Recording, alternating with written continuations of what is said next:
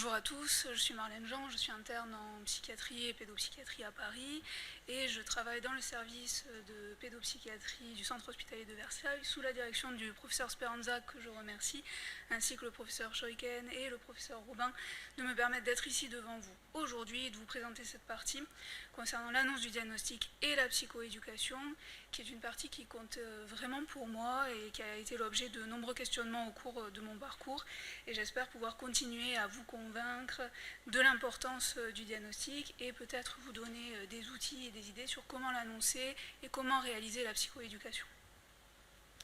Alors, vous l'auriez compris au cours des présentations de mes collègues, le développement de l'adolescent peut être interrompu par le trouble de la personnalité limite. Les adolescents, vous le savez, l'adolescence est une période charnière dans leur développement, dans la capacité à suivre sa scolarité. Les adolescents, ils sont soumis à de nombreux stress, c'est une période importante pour eux, pour la constitution de leur parcours socio-professionnel, la formation de leur identité, avec les risques que finalement ils se retrouvent dans des groupes qui ne seraient pas prosociaux, qui ne les aideraient pas à constituer leur identité, dans les relations avec les pairs et romantiques qui se complexifient à l'adolescence. Et le Good Psychiatric Management pour les adolescents peut les aider à avoir un meilleur sens de soi, augmenter leur conscience de leur hypersensibilité, de leur capacité à se comprendre et à comprendre les autres. Et c'est important chez eux, notamment qu'ils ne confondent pas les traits du trouble de personnalité limite avec une lenteur, une paresse, une incohérence ces idées ne vont pas être productives pour leur image et ne va pas les aider à construire justement leur personnalité. Les signes d'alerte chez les adolescents, on vous en a déjà aussi un peu parlé, c'est notamment les comportements autodommageables, les tentatives de suicide itératives, les comportements impulsifs à risque, qu'ils soient de consommation de toxiques, sexuels, auto-agressifs, et ces deux signes seraient notamment plus à même de les faire franchir le seuil diagnostique, surtout si on considère l'importance de la présence uniquement de 3 symptômes pour commencer à prendre en charge les adolescents. Les autres signes seraient plus justement retrouvés chez les adolescents en sous-seuil, comme les problèmes d'internalisation et d'externalisation, les fréquents accès de colère, les comportements perturbateurs, les problèmes interpersonnels, l'hétéroagressivité, la très faible estime de soi, l'instabilité de l'identité et le manque de but dans la vie. Il y a de nombreuses résistances au diagnostic qui sont des sources de stigmatisation, et pour ma part, j'ai moi-même été dans un cas similaire, à me demander si finalement poser le diagnostic, ce n'était pas étiqueter les jeunes avec un diagnostic de trouble de personnalité limite qui allait leur coller à la peau, les marquer un peu au fer rouge, avec les difficultés dans les services des perceptions que l'on peut avoir d'eux, les expositions transversales, que ce sont des grands voyageurs qui sont intraitables. J'avais aussi peur d'offenser le patient et les parents qui ne soient pas en accord avec le diagnostic, qui le refusent, de mes propres réactions de contre-transfert. Est-ce que finalement poser le diagnostic, ça n'allait pas aussi me faire encore plus être inquiète au sujet de la suicidalité, finalement avoir des difficultés à supporter parfois les résistances que peuvent avoir ces patients volontaires au niveau du traitement et qui sont souvent liés à des attentes irréalistes, à nos propres attentes en matière de leurs compétences. Les traits de caractère aussi, souvent qu'on leur attribue, à savoir irresponsable, inconstant, égocentrique, ils sont en fait plus des défauts que des symptômes. L'image de soi aussi qui nous renvoie, il nous dit souvent qu'ils sont mauvais, qu'ils font les choses mal, et des informations qui sont souvent erronées sur leur étabilité et le pronostic et que nous allons voir plus loin. Alors les mythes sur le diagnostic chez les adolescents, ils sont nombreux, notamment le diagnostic est-il valide ou fiable avant l'âge de 18 ans ? Eh bien oui, le diagnostic il présente une fiabilité, une validité similaire à l'adolescence et à l'âge adulte. C'est pas moi qui le dis depuis mon pupitre, c'est le DSM-5 et la CIM-11 qui l'ont légitimé. Le diagnostic il n'apporte que du désespoir. Alors là aussi non, la divulgation du diagnostic, elle facilite au contraire l'alliance thérapeutique et l'espoir, et j'aimerais d'ailleurs vous citer le docteur Mélanie Denéris, avec qui j'ai eu la chance de travailler dans un service d'intervention de crise à Genève. Et son approche m'avait beaucoup plu parce qu'elle avait l'habitude d'annoncer le diagnostic en disant à ses patients qu'il était de bons pronostics et qu'au contraire c'était une bonne nouvelle et que c'était une chance finalement qu'ils aient ce diagnostic parce qu'on avait plein d'outils et de prise en charge qui pouvaient les aider. Et l'étude notamment de Rubowski le montre avec, suite à la divulgation du diagnostic, une augmentation de l'espoir et une amélioration de l'état général. Alors, est-ce que c'est pas juste de l'angoisse ou la fameuse crise d'adolescence qui va passer naturellement avec le temps ? Alors oui, pour certains, parfois, comme vous l'avez vu dans les présentations précédentes, les symptômes ils peuvent rester stables, ils peuvent s'améliorer, s'aggraver avec le temps, mais même pour ceux dont les symptômes finissent par s'atténuer, les symptômes du trouble borderline à l'adolescence, ils permettent toujours de prédire des difficultés à l'âge adulte. Et donc c'est important de le prendre en charge le plus précocement possible.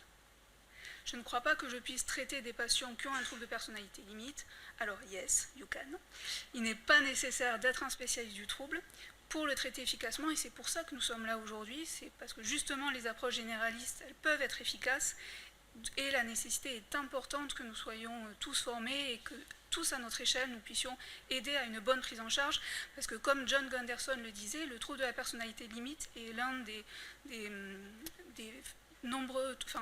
un des troubles très spécifiques où une mauvaise prise en charge et on risque d'être néfaste finalement à nos patients et d'aggraver leur symptomatologie. Le patient ne se sentira pas honteux ou critiqué si jamais je lui annonce non plus. Ça, c'est vraiment une projection contre-transférentielle qui va perpétuer justement la stigmatisation. Au contraire, un diagnostic précis, comme pour tout autre trouble, réduit la stigmatisation, le blâme, l'aliénation, la colère. Ça apporte vraiment un soulagement à nos patients. Rien ne prouve que les adolescents ont une expérience négative de cette divulgation lorsque, bien sûr, elle est effectuée dans le cadre d'un traitement. Et vous avez pour preuve les études de Courtney et Hall, de Pierce et Hall, qui, justement, ont fait passer des autoquestionnaires et les patients relevaient donc une représentation exacte par le diagnostic de leurs symptômes. Il n'y avait pas d'expérience négative. Le professeur Speranza me disait justement qu'au travers des études avec connexion familiale, ce qui ressortait notamment des adolescents et de leurs parents, c'était un ressenti de validation de la symptomatologie et de leur vécu. Et dans l'étude de Pierce et Hall, au sujet des familles, des soignants, il y avait une diminution de la charge subjective que représentaient les adolescents et une augmentation de la connaissance du trouble qui rentre dans la psychoéducation que nous verrons un peu plus loin. Je peux aider ce patient sans faire le diagnostic. Alors, c'est parfois vrai, mais souvent ce n'est pas le cas et vous risquez fortement d'être confronté à un moment à ce que votre patient vous demande de qu'est-ce qui lui arrive, est-ce qu'il y a un diagnostic. Nos patients ils font de plus en plus de recherches, ils ne sont pas dupes et donc je pense que ça peut vraiment aider le patient et être un point d'entrée vers des thérapies qui peuvent l'aider et le soutenir. Alors justement, les avantages de l'annonce du diagnostic, ils sont nombreux. La diminution du sentiment d'unicité, d'aliénation, de ne pas être comme les autres, qui est quand même très difficile à vivre. Ça permet d'ancrer les attentes qui concernent l'évolution et les médicaments, et vous le verrez notamment dans la présentation de mon collègue Martin Blais. Nos patients, ils ont souvent, en tout cas les miens, des attentes assez irréalistes sur les médicaments, avec la recherche de cette molécule miracle qui permettrait d'éliminer tous les symptômes et d'enlever tous leurs problèmes. Et donc c'est important qu'on puisse justement les ancrer dans les attentes, ce qu'on peut attendre effectivement des médicaments et ceux sur lesquels les psychothérapies pourraient être plus efficaces. Ça permet de favoriser l'alliance, de médicaliser leur expérience, les rassurer aussi quant à notre compétence sur le sujet, on sait de quoi on parle et on a des outils pour les aider. Diminuer la culpabilité des parents et des jeunes et augmenter leur collaboration, ce qui est essentiel parce que les parents vont constituer le premier cercle de relations interpersonnelles et vont être un outil majeur et vont vraiment nous aider à la prise en charge. On est une équipe, pardon. Et préparer bien sûr les cliniciens à l'hypersensibilité de nos patients et à leur propre contre-transfert. Les autres avantages, c'est-à-dire qu'un diagnostic précoce, il améliore le résultat à long terme. Vous l'avez vu, plus le trouble se chronicise, moins il est pris en charge tôt, plus les risques sont importants finalement que les troubles se cristallisent et qu'ils soient plus compliqués à prendre en charge. C'est notamment Paris qui le dit en 2014, avec même au-delà d'un an sans prise en charge, une problématique qui s'intensifie. Ça permet de minimiser l'interférence du trouble avec le développement normal, comme on en a parlé, de diminuer les probabilités d'intervention thérapeutique qui seraient inefficaces, voire néfastes, et augmenter celles qui vont être bénéfiques, éviter les diagnostics erronés dans le fameux trouble bipolaire à cycle ultra rapide en une journée, et d'éviter les multiples traitements. Les symptômes du trouble, vous le savez, ils sont donc envahissants, persistants, peu susceptibles d'être limités à un stade de développement particulier ou à un autre trouble mental.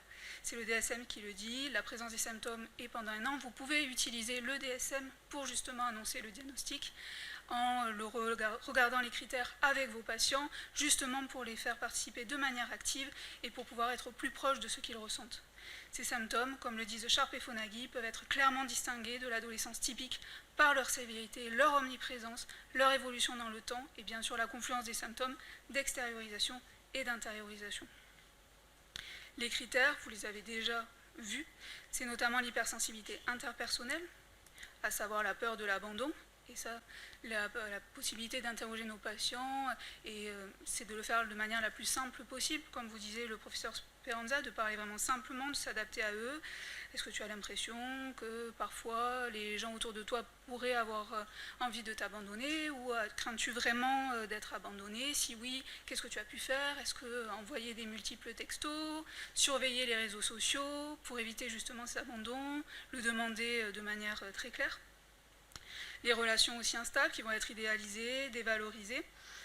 Est-ce que parfois tu as l'impression d'être en tout ou rien, que tu vas adorer les gens, ou au contraire ensuite les détester, te disputer beaucoup avec tes groupes d'amis? Et puis le vide, est-ce que tu as parfois l'impression de ne rien ressentir, de ressentir comme un vide en toi? Et je voulais vous parler de 2 patientes, notamment une qui m'avait beaucoup marquée dans le service d'intervention de crise à Genève et qui m'avait fait encore mieux comprendre la peur de l'abandon, où elle me disait que finalement en soirée, en boîte de nuit avec ses amis, elle s'était retrouvée à un moment à l'extérieur du cercle où ils dansaient, et que brusquement elle avait senti un sentiment intense d'abandon avec la résurgence d'idées suicidaires et des velléités de passage à l'acte. Et le sentiment d'abandon, il peut prendre des formes multiples. Et l'hypersensibilité interpersonnelle de nos patients, elle est importante. Et c'est important de pouvoir les questionner à ce sujet et de regarder les formes multiples qu'elles peuvent prendre. Parfois, je me sens tellement vide, me disait une autre patiente, comme si j'étais au bord d'un précipice, que je n'avais plus d'émotion, plus rien, et ça me terrifie. La dysrégulation affective et émotionnelle, donc c'est tout ce qui concerne justement l'instabilité affective. Est-ce que tu as parfois l'impression que tes émotions, elles font comme des montagnes russes, qu'elles peuvent changer plusieurs fois au cours d'une même journée, ou même au cours d'une heure?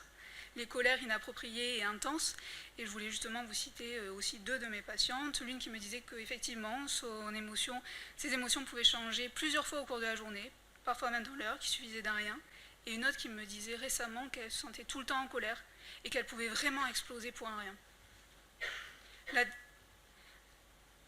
Le dyscontrôle comportemental, donc c'est effectivement la suicidalité récurrente, la menace d'auto-agressivité, donc c'est important de pouvoir questionner directement vos patients, est-ce que tu as déjà essayé de te tuer? L'impulsivité, tout ce qui concerne les conduites donc impulsives, sexuelles, les consommations excessives, ça peut être aussi les achats compulsifs, des vols, des consommations de nourriture excessive. Et j'ai une patiente qui me disait que quand la tension montait, elle n'arrivait plus à réfléchir, qu'elle voulait juste plus ressentir, et que dans ces cas-là, elle pouvait faire ce qu'elle appelait des bêtises, à savoir des passages à l'acte suicidaire. La cognition et l'identité perturbée, donc c'est cette image de soi instable, déformée, qu'il nous faut aussi interroger. Est-ce que parfois tu n'avais pas d'idée de qui tu étais? Est-ce que c'était difficile pour toi de pouvoir définir ta propre identité? Les épisodes de dépersonnalisation, les idées paranoïaques sous stress. Et je voulais vous citer notamment une de mes patientes qui disait que parfois en cours, elle avait l'impression qu'elle n'était pas réelle, que rien n'était réel et qu'elle était comme spectatrice. Donc ça peut aussi prendre en charge tout ce qui est méfiance par rapport aux autres et l'impression que les choses sont irréelles. On peut dire les choses très simplement. Les enfants qui sont nés très sensibles, ils éprouvent des sentiments intenses que les autres ne peuvent pas comprendre. Et ce n'est pas mauvais. Lorsqu'ils ne savent pas comment les gérer et que les personnes qui les entourent ne savent pas non plus comment les aider, cela peut parfois conduire à des problèmes à la maison, à l'école et entraîner des sentiments encore plus intenses. Moi, j'ai l'habitude de dire à mes patients que finalement, l'hypersensibilité, c'est comme un super pouvoir. C'est-à-dire que c'est aussi ce qui fait nos patients être si intéressants, si passionnés dans leurs relations, dans leurs échanges avec les autres. Mais comme tout super pouvoir, il faut apprendre à le contrôler. Et pour ça, on a des moyens très simples que l'on va voir ensemble. Vous l'avez vu, le seuil de symptômes, il est encore flou chez les adolescents. D'où l'importance, et ce qui a été fait dans de nombreuses études, de finalement prendre déjà 3 symptômes, parce qu'ils ont montré une altération de la qualité de vie qui est liée à la santé similaire à celle de 5 symptômes, pour une prise en charge donc la plus précoce possible et la plus importante. Le refus du diagnostic et les fameux patients sous seuil. Donc, vous le savez, la personnalité à l'adolescence est encore en mutation. Que nous appelions cela un trouble de personnalité borderline, limite, que nous reconnaissions simplement que le problème principal de l'enfant, de l'adolescent, c'est un fonctionnement interpersonnel et personnel inadapté, dans tous les cas, nous devons faire la même chose, c'est l'aider à gérer ses symptômes et à avoir une vie. Que vous posiez ou pas le diagnostic, que ce soit le bon moment ou pas, l'important c'est que vous mettiez en place les choses pour aider votre patient, que vous ayez reconnu les symptômes et que vous sachiez quoi faire justement pour l'aider. Et ça, c'est la psychoéducation. C'est vraiment ce que tout patient et toute famille doivent savoir. Déjà, vous n'êtes pas seul. et vous non plus. Il existe de nombreuses combinaisons de critères qui peuvent constituer le trouble. C'est pour ça qu'on a des représentations si différentes, justement, et que nos patients sont si différents. Ils peuvent donc sembler différents, c'est normal, mais vous n'êtes pas seul à essayer justement de gérer ces problèmes, et c'est le message, selon moi, qui est primordial.